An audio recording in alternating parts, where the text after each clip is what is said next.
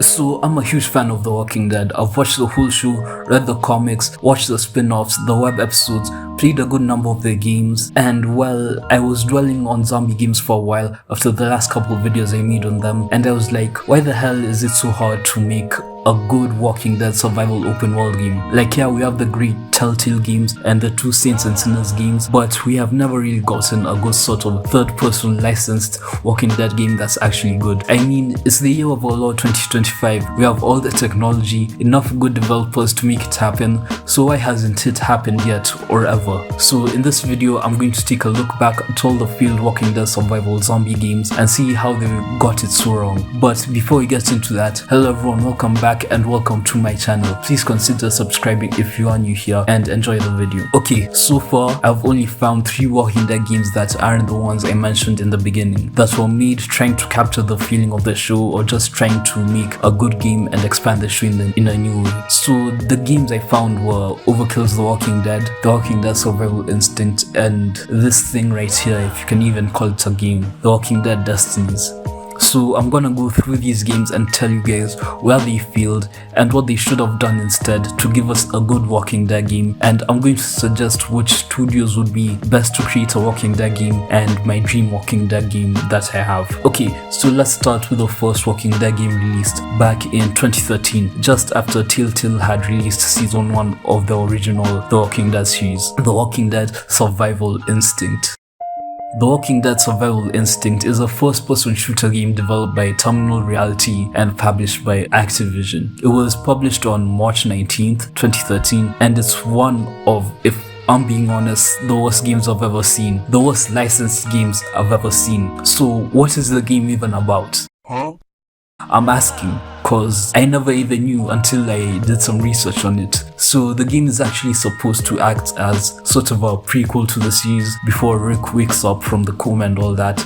It revolves around Daryl Dixon, a fan favorite character, and his brother Merle as they go on a haunting and unforgiving quest to make their way to the supposed safety of Atlanta. So players in this game control Daryl Dixon in the game as they try to evade detection by walkers that hunt by sight, sound, and scent. We'll have to decide whether to attack them or use stealth to sneak around them, and the best possible way to get around and get to Atlanta before we die.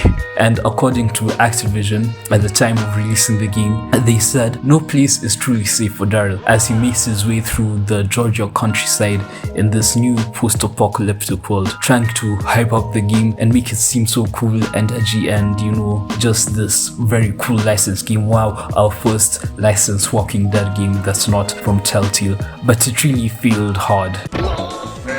Anyway, as we progress through the game, supplies will be scarce and players will need to carefully manage rations, ammunition, and supplies as they make their way through the game. Along the journey to Atlanta, Daryl will meet a lot of other people that can either assist or hurt him. The choice of whether or not to have these folks accompany Daryl is entirely up to the player and is simply one of the many important choices that must be taken throughout the struggle for survival in this world. And that's kinda like the bare bones of the game.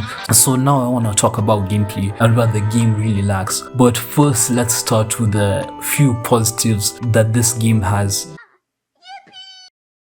and that I kind of enjoy. Just wish that they could have been done by better people who care for the source material. So first off, I have to say the choice of making the game a first-person shooter is a good choice, and for that time it was unique for games like this, especially a licensed Walking Dead game in this genre. The first-person perspective is great because it kind of limits the player's view of the environment and the walkers and the threats to the player, which helps in creating a kind of sense of fear and being, say with me now, my favorite word that I've used on this channel probably 50,000 times, immersive. So you have to really be on your toes and tuned in and really focus on what you're doing, or just pick and choose one thing you can focus on, because you can't really have a whole view of everything that's around you 360. The other thing I want to touch on is the freedom of choice the player gets when choosing who to accompany us and who would be the best to help us survive and get to Atlanta. It's a nice touch and adds a nice kind of layer to the game that makes it a bit more engaging. So what went wrong with this game? Well, I could see everything, but for starters, when the game was still being developed in late 2011 and 2012, it was already getting bad reception when the gameplay was released. I mean, when the reveal looked like this,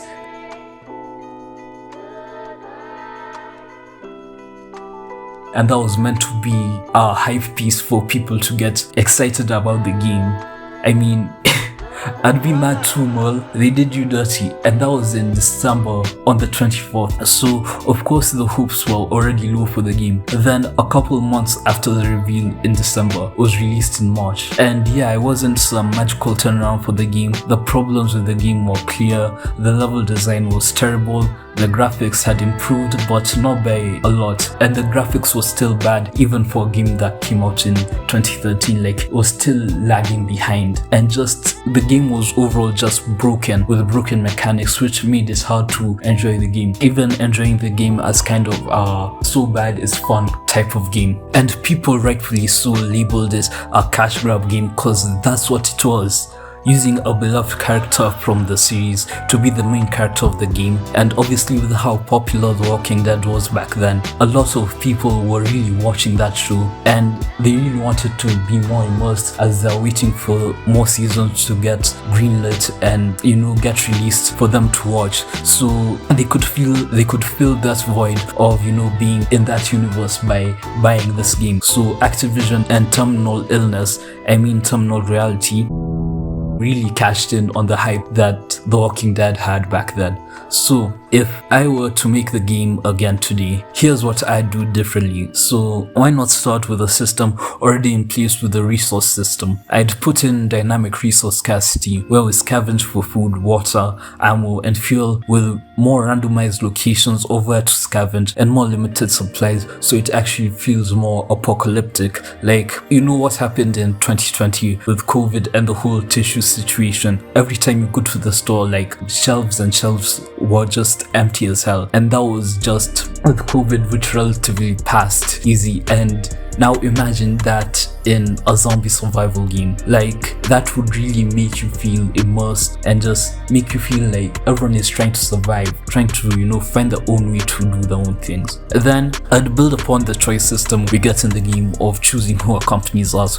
or who we save, and make it so that those choices matter more and have consequences. Like, for instance, saving one survivor might affect the distribution of resources later. You may starve because there's not enough food for both of you to equally share it. And then I'd pair that up with a nice, refined and polished system for like stress management. Obviously, it's like just kind of the start of the apocalypse, so everyone would be kind of confused, kind of irritated and angry. So, you know, just putting in a kind of stress management system for not only the player but also everyone that accompanies the player, where characters have mental health bars which track fear, depression and distrust, and obviously hunger and things like that, and they change based on how you play the game. Like, distrust would grow if you didn't distribute resources well enough, like food, or maybe didn't give a person a weapon or ammo or such, and, you know, you just weren't being a kind of good leader to these people. And that would pair well with a deep companion system, which I'd also add, with each companion being different and unique, having their own quirks and conflicts, and also the possibility to betray you or desert you mid-mission depending on how you lead. And for all this to kind of work together, I'd also add in sort of semi-open zones like in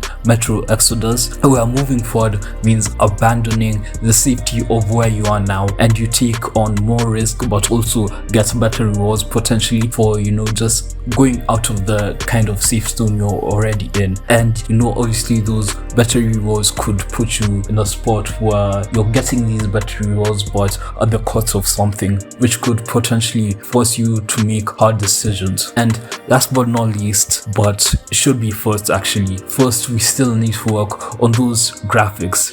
Even for 2013, the game still looks so terrible. Like, damn, I had better looking games in 2013, and this game came out from a big publisher publisher, and it was developed by a relatively unknown studio, so I don't really expect much. But even still, I mean, a game like Crisis 3 or what some other 2013 games I can't think of, but a lot of games during that time looked so much better than this, and it's crazy. But all in all, there's really not much to do that would have saved it. The Walking Dead survival instinct was a rushed, poorly executed cash grab. It has zero emotional weight, bad gameplay loops, cheap graphics, and no real survival mechanics. It was made by people who don't care for the source material, people who don't have any passion for this universe and or any passion to expand it and make it enjoyable for anyone else to actually see and deem it as worthy of the price at the time it came out. And yeah, it was just a bad game. So moving on from one first-person Walking Dead game to another, I wanna talk about Overkill's Walking Dead. You probably don't remember it, and I don't blame you. Neither do I. I do remember the trailer for the game though, and it being announced, and it looked good at the time. I think it was 2018 when I initially learned about the game. I saw the trailer, but I didn't know that it had been in development even earlier, since like from way before 2018. And I have to say, it looks good, and I was kind of excited, and then it just vanished into thin air, like it never existed, and no one talked about it, like a Mandela effect. Like I was the only one who knew this game existed. You know, I didn't even see the Rad Brad play this game or anything. Like I think I saw one video on it, and it never happened again. I never saw the ending, never saw anyone else play it, and it just kind of vaporized into nothingness. If you know, you know. So, Overkill's The Walking Dead is a game developed by, well, Overkill Software. The same people who made the PD games. Was announced in 2014, and the game was supposed to be released in 2016, but the game had undergone several delays, and eventually the game was rescheduled for November 6, 2018.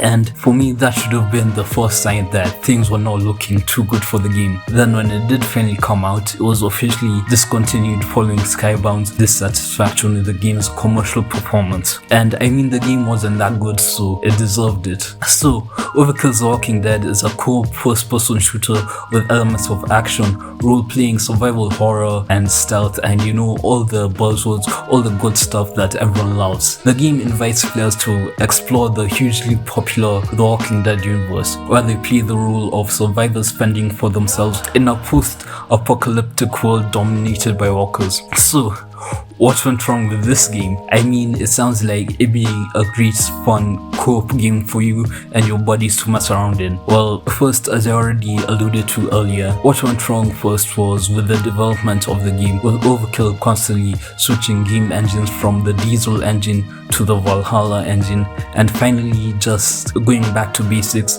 and going to Unreal 4 engine. This led to delays and a rushed final product that lacked sufficient quality assurance and polish, and that showed in the game. At launch, players encountered numerous bugs, including mission-breaking glitches and server communication problems, and that's a problem. I hate when a game is online only and the servers aren't maintained well and they aren't kept up to par to keep up with the players that actually want to play the game. Either make it couch co-op, just make an option for that. We have Parsec, we can figure it out from there, or just have good servers that can run.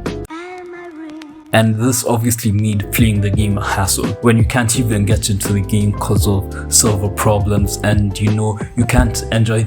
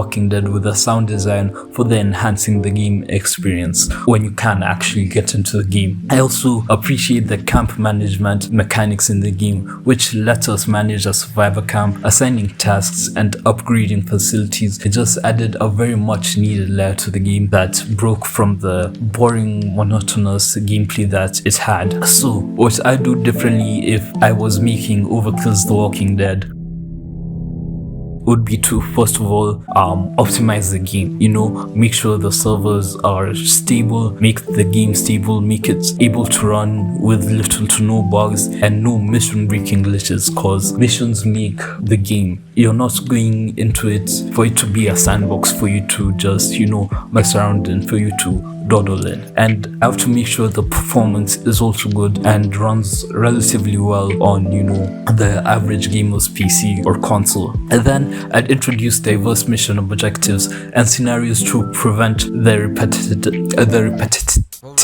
repetitiveness and maintain player interest in the game so that they can just play more of a fun gameplay for them to get invested in. Make it so that when we play the game we feel like we are doing something and something unique in the world, sort of like building towards something, killing all these walkers and just expanding the kind of camp and human presence to just survive more, rebuilding that society, something like that.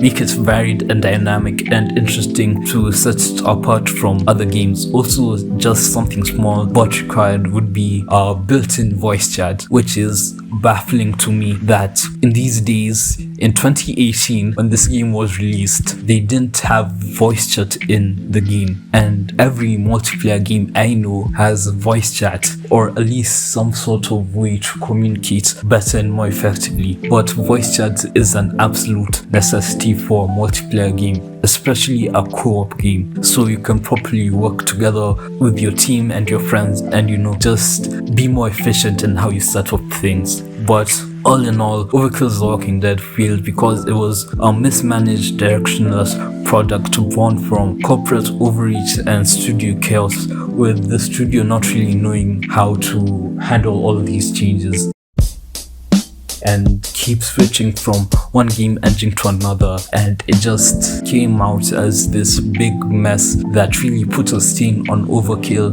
But they still had the PD series, which they had perfected and people still like, so it wasn't all bad. It was sold as a gritty cooperative survival experience, but what we got instead was a glorified Left 4 Dead knockoff with the worst pacing, no soul and zero polish. And that's all I have to say for it. But now I want to talk about the worst of the worst and most recent Walking Dead game that we got, The Walking Dead Destinies.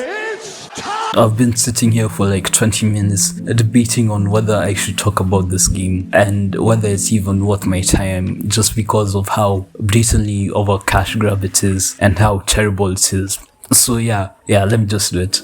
So this piece of garbage game is supposed to be a third-person survival horror game adaptation of The Walking Dead, where you'll have a chance to rewrite the story of The Walking Dead as you know it, reliving the biggest moments from seasons 1 through 4 of the TV show, making choices in the game that change significant events in the universe and are supposed to have big consequences. It pretty much has the same plot of the show and follows all the things that happen, but at a few points it allows you to be able to make a decision that differs from what happened in the show, and that's the only good thing I have to say about the game. The idea of having the player and fans of the show be able to alter the Walking Dead history and see potential outcomes that could have happened if different decisions were made by the writers or just the characters in the show is an amazing concept. It's just too bad that it had to be developed by the people at Flux Games, who had no way of fulfilling that concept into the game and making it and everything else in the game good, and truly just fleshing out that concept and making it, worthwhile and enjoyable. So what can I say? The game was terrible. It was a low effort, bargain bin game trying to sell nostalgia without delivering quality. It had dated visuals. It looked like a game from late PS2 era when people in EA were still making FIFA 14 for PS2 for some reason. It looked like that. It looked like WWE Here Comes the Pain, but somehow worse. Not really polished and obviously not as much love to put into the game. It has lifeless quality, wooden animations, and pointless choice mechanics that didn't really matter in the end. It felt more like a fan-made game more than anything, and I know fans could do 10 times better than this. It was a complete joke, complete chicanery. This chicanery? What a sick joke! It's yet another cash grab game with stiff animations, bad clunky combat, and obviously thousands of horrible bugs that plague the game. So I know you guys can see if I want a Walking Dead game, I just play State of Decay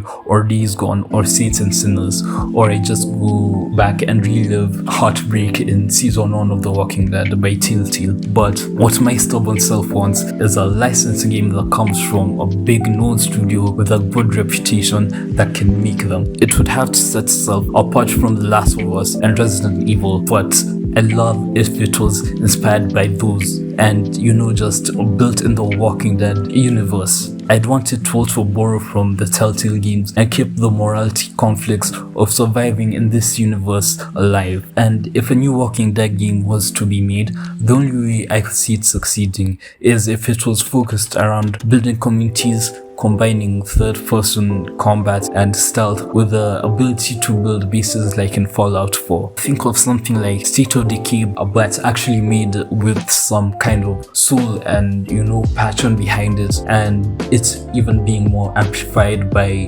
being The Walking Dead game would make a lot more fans wanted more and put a lot more pressure for this big studio to deliver this, and just make it good, please. Make it decent. Just give me something that I can actually enjoy. For me, I'd say a single player game would be the way to go, but I could see it